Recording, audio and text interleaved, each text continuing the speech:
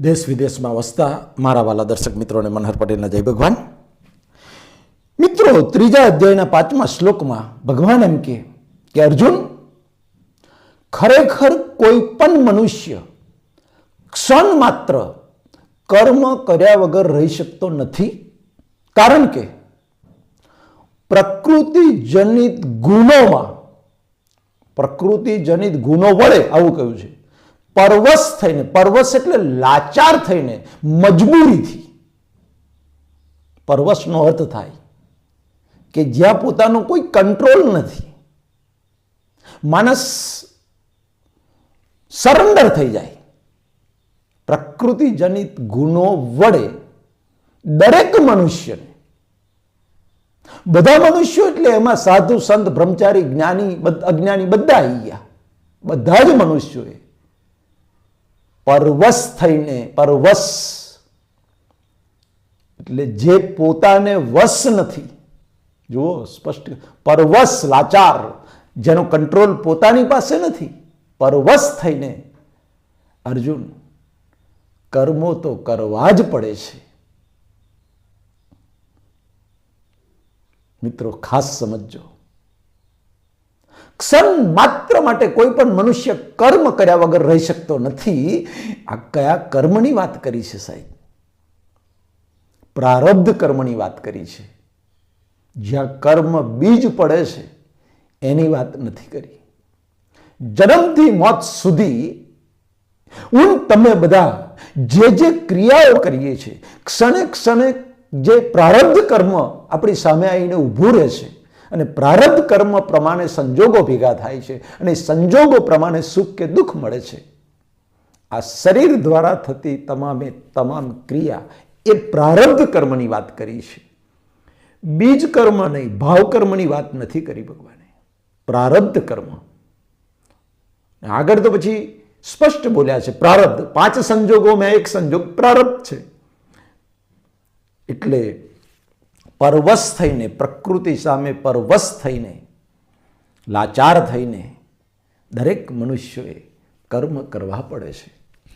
એટલે જન્મથી મોત સુધી દરેક મનુષ્ય પોતાનું પ્રારબ્ધ કર્મ ભોગવે છે, જેની ઉપર મારો તમારો કોઈનો કંટ્રોલ નથી. પરવશ, મારે વશ નથી. આ સ્પષ્ટ કહ્યું છે. પ્રકૃતિ, કોઈની પણ પ્રકૃતિ હોય, A to Z, XYZ, કોઈની પણ પ્રકૃતિ, એ પ્રકૃતિ જનિત ગુણો વડે પરવશ થઈને એને કર્મ કરવું પડે છે. ભૂખ લાગે એટલે આપણે ખોરાક ખાવો જ પડે. તરસ લાગે એટલે પાણી પીવું જ પડે. જે લાગે એને હુલવવા માટે. ઊંઘ આવે, આંખો ડેરાય, ઊંઘ આવે એટલે ઊંઘી જ જવું પડે. નોકરી હોય, ધંધો હોય, ખેતી હોય, આ બધું પ્રારબ્ધ કર્મ છે સાહેબ. પ્રારબ્ધ કર્મ.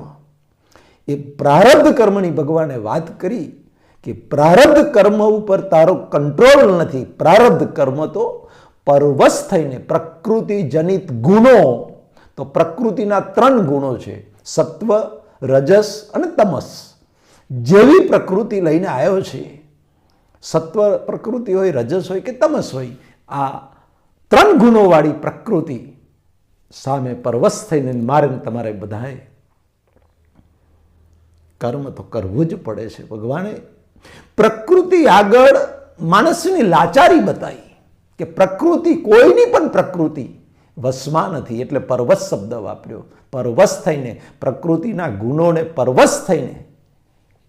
ફોર એક્ઝામ્પલ, આપણી પ્રકૃતિમાં ગુસ્સો લઈને આવ્યા છીએ તો એ બોમ્બ તો ફૂટવાનો જ છે.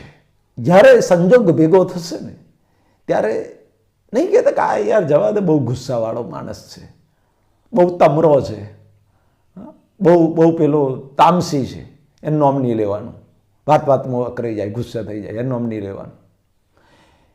આવી જે પ્રકૃતિ લઈને આવ્યા, ગુસ્સાની પ્રકૃતિ, એ પ્રકૃતિ એનો સ્વભાવ ક્યારેય ના છોડે. એ પ્રકૃતિ, પ્રાણ અને પ્રકૃતિ બંને સ્મશાનમાં સાથે જાય.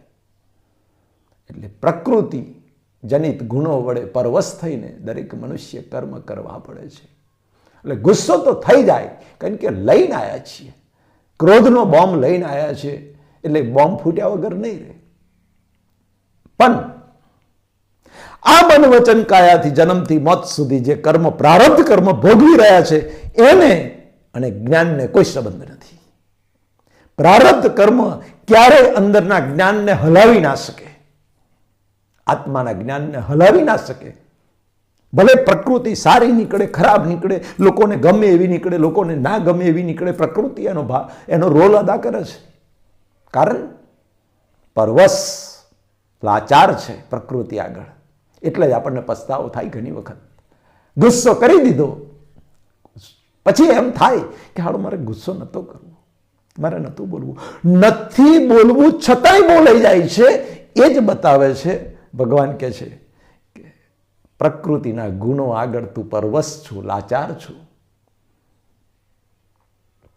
આપણો પુરુષાર્થ એટલો કરવાનો છે કે બીજાને દુઃખદાયી પ્રકૃતિ જ્યારે નીકળે ત્યારે એના પર ચોકડી મારો. આવી પ્રકૃતિ હવે ભવિષ્યમાં ક્યારેય ના જોઈએ મારે. આવી પ્રકૃતિ, જે પ્રકૃતિ બીજાને દુઃખદાયી હોય, બસ એવો અંદર ભાવ કરી દો, અંદરનું બીજ સુધરી જશે. અત્યારે જે પ્રકૃતિનું ફળ છે એ તો ભગવાને કહ્યું કે દરેક મનુષ્ય ક્ષણ માત્ર કર્મ કર્યા વગર રહે. પ્રકૃતિના ગુણો વડે પરવશ થઈને, લાચાર થઈને દરેકે કર્મ કરવા પડે છે. હું નોકરી લઈને આવ્યો તો 58 વર્ષ સુધી નોકરી મારે કરવી જ પડે. ધંધો લઈને આવ્યો, ધંધો કરવો જ પડે. ખેતીની પ્રકૃતિ તો ખેતી કરવી જ પડે, એમાં છૂટકો જ નથી સાહેબ. આપણાથી છોડવું હશે તોય નહીં છોડાય. કારણ કે દરેક મનુષ્ય પ્રકૃતિ આગળ પરવશ છે, લાચાર છે. ત્યાં આપણી કોઈ સત્તા નથી, અંદર ભાવ સત્તા છે. માટે બીજને ફેરવો, ખરાબ પ્રકૃતિ નીકળે. આવી પ્રકૃતિ હવે ના જોઈએ મારે એવો ભાવ કરી દો. એ ખરાબ પ્રકૃતિની બીજ ક્યારેય નહીં પડે. આ ભાવ સત્તા જે છે, જાગૃતિ રાખો. જ્યારે જ્યારે નીકળશે ખરાબ પ્રકૃતિ, કંઈ માલ આપણે ભરીને આવ્યા છે, નીકળશે, વારંવાર નીકળશે. જ્યારે જ્યારે નીકળે ત્યારે એનો પશ્ચાતાપ કરી લો અને અંદર દ્રઢ નિશ્ચય કરો કે આવી પ્રકૃતિ મારે ના જોઈએ. બસ એ નિશ્ચય કર્યો ને, નિશ્ચય એ જ આત્મા છે. તમે જે નિશ્ચય કર્યો ને એનાથી જ એ ખરાબ પ્રકૃતિનું બીજ પડતું અટકી જાય છે. આ વિજ્ઞાન છે આખું, સ્પિરિચ્યુઅલ સાયન્સ. આત્માનું અને પ્રકૃતિનું વિજ્ઞાન છે. 13મા અધ્યાયની અંદર ભગવાને ખુલ્લું કર્યું છે આખું. ક્ષેત્રજ્ઞ યોગ. આવતીકાલે સાંજે 7 વાગે ફરી મળીશું. પરમપિતા પરમાત્મા મારા વાલા દર્શકોને લાંબુ અને નિરોગી આયુષ્ય આપે એ હૃદયથી પ્રાર્થના. મનોહર પટેલના જય ભારત, જય હિન્દ, જય ગુજરાત.